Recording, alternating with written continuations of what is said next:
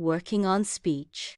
Sophia had always known that Noah, her 4-year-old son, was special. From the moment he was born, he had a quiet strength about him, a deep, thoughtful nature that she found both fascinating and puzzling. But as Noah grew, Sophia realized something. Noah wasn't speaking in the way other children his age were. At first, Sophia thought it was just a delay. He had a few words here and there, but the words didn't come as easily to him. He was nonverbal, and though he understood what was going on around him, he struggled to express himself.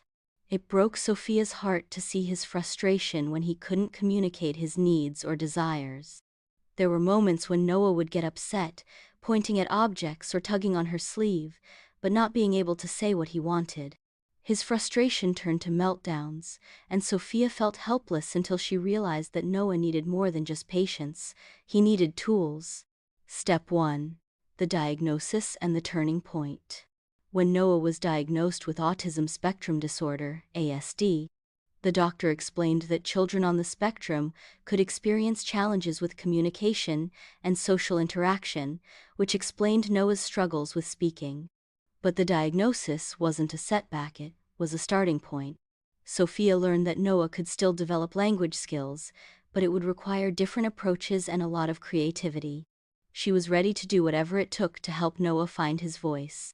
Step 2. Introducing communication tools. Sophia learned about different augmentative and alternative communication (AAC) methods to help Noah express himself. One of the first strategies she tried was a picture exchange communication system, PECS. At first, she made simple cards with pictures of objects that Noah loved: apples, juice, toys, blanket. She taught him to hand her the card if he wanted something. At first, Noah didn't get it, but she was patient, showing him the cards every day. Slowly, he began to understand the process. One day, Noah reached for the juice card and handed it to her with a smile. It was a small victory, but to Sophia, it felt like the world. He was communicating, even if it wasn't with words. Step 3. Sign language and gestures. Sophia also introduced simple sign language to Noah. They started with basic signs for everyday needs: more, eat, help, drink, all done. She would say the word as she signed it, and over time, Noah began to mimic the signs. At first, Noah's signs were more about making his needs known rather than forming sentences, but it was a step. Sophia saw him light up when he signed help or more.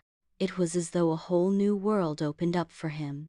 Sophia knew the signs were just another tool to help Noah find a way to express himself. Every new sign was a bridge between his thoughts and the world. Step 4. Speech therapy and consistency. Sophia sought out a speech therapist who specialized in autism.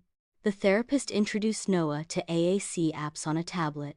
The app allowed him to tap on pictures or icons that represented words and phrases. It felt like a game to Noah, and soon he was tapping please and thank you in his own time. The therapist also taught Sophia how to work on speech through repetition. She would encourage Noah to repeat simple sounds, and even though it was challenging, she stayed consistent. Some days, Noah didn't seem interested, but Sophia remained persistent. She celebrated every attempt, no matter how small. Step 5. Finding new ways to connect. Sophia also used art and play to connect with Noah. They painted, built with blocks, and played with sensory toys. During these activities, she would try to introduce new words in a natural, engaging way. One day, while playing with his favorite toy cars, Sophia pointed to the car and said, "Vroom." Noah's eyes lit up. He had been tapping the car's wheels, fascinated by their motion. Sophia repeated the word vroom, and then showed him how to say it. To her delight, Noah mimicked her. "Vroom," he said softly. It was not a perfect sound, but it was an attempt, a breakthrough. Step 6. The power of patience and progress. Sophia had learned that helping Noah wasn't about rushing the process, it was about creating small moments of connection every day. Sometimes it was through a picture card, sometimes through sign language, or sometimes by simply sharing a toy. Though Noah was still nonverbal, Sophia knew he was making progress.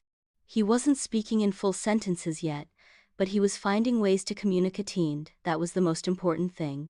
One evening, as Noah held up his hands and signed more, Sophia smiled and said, "You want more playtime?"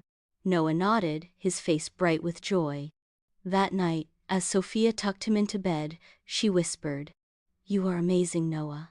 We'll find your voice together, one word at a time." And with that, Sophia knew she would continue to work alongside Haim each small step, each new strategy, each small victory until the day Noah would find his voice, however it came.